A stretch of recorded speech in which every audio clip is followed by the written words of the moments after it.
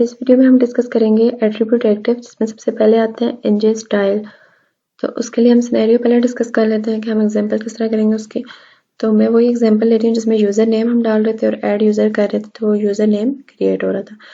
अब यहाँ पर मैंने एक और कंपोनेंट बनाया जिसमें मैं उसकी आईडी और उसका स्टेटस दे रही हूँ कि वो ऑफलाइन है या ऑनलाइन है। User with ID 10 is online, और इसको मैंने रैंडम वैल्यू दी है। ये कभी ऑफलाइन में जाता है और कभी वो रैंडम वैल्यू लेके, इस तरह अगर मैं इसको दोबारा रन करूँगी तो ये ऑफलाइन में चला जाएगा।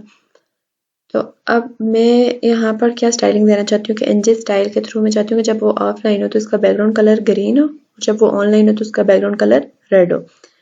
तो इसको हम देखते हैं कि इसको हमने किया कैसे और इसको आगे ngStyle कैसे देंगे। तो सबसे पहले मैंने क्या किया कि यूजर स्टेटस का कंपोनेंट क्रिएट कर चुकी हूँ यहाँ पर। तो उसके बाद मैंने एक आईडी लिया और एक स्टेटस लिया जो स्टार्टिंग में ऑफलाइन है। फिर कंस्ट्रक्टर, जो कि ऑलरेडी कंपोनेंट बनता है तो कंस्ट्रक्टर हमारा खुद ही क्रिएट हो जाता है।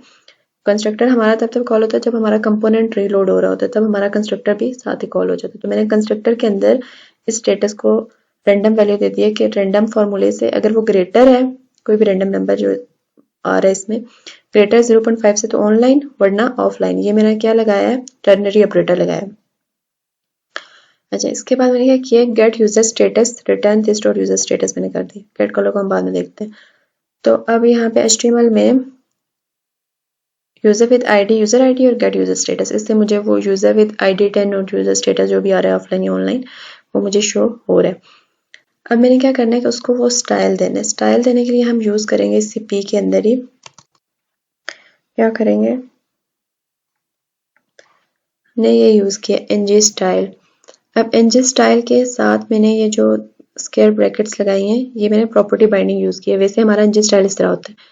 इसको मैंने क्या कह दिया, बैकग्राउंड कलर दे दिया गेट कलर।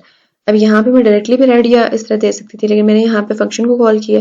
फंक्शन के अंदर मैं अगर जाऊँ तो यहाँ पे मैंने बताया कि रिटर्न करो यूजर स्टेटस ट्रिपल टू, या एक अगर वो ऑनलाइन है, मैंने यहाँ पर चेक किया टर्नरी ऑपरेटर का, तो ग्रीन वरना रेड, वरना दूसरा हमारा ऑप्शन ये होगा कि वो रेड हो जाएगा। अगर इसको मैं रन करूँ सेव करके, हमारा ये लोड हो रहा है, जब तक हम देखते हैं कि हो चुका है तो इसको पहले देख लेते हैं। तो यूजर इज ऑनलाइन, ऑनलाइन है तो मेरा ग्रीन कलर आ रहा है। इसको दोबारा अगर मैं रिफ्रेश करती हूँ तो फिलहाल ये ऑनलाइन ही आ रहा है, तो ये अब ऑफलाइन आ गया, तो ये मेरा रेड कलर दे रहा है। रैंडम वैल्यू है तो कभी ऑफलाइन होगा तो कभी ऑनलाइन होगा, रैंडम कोई भी वैल्यू आ सकती है, ठीक है।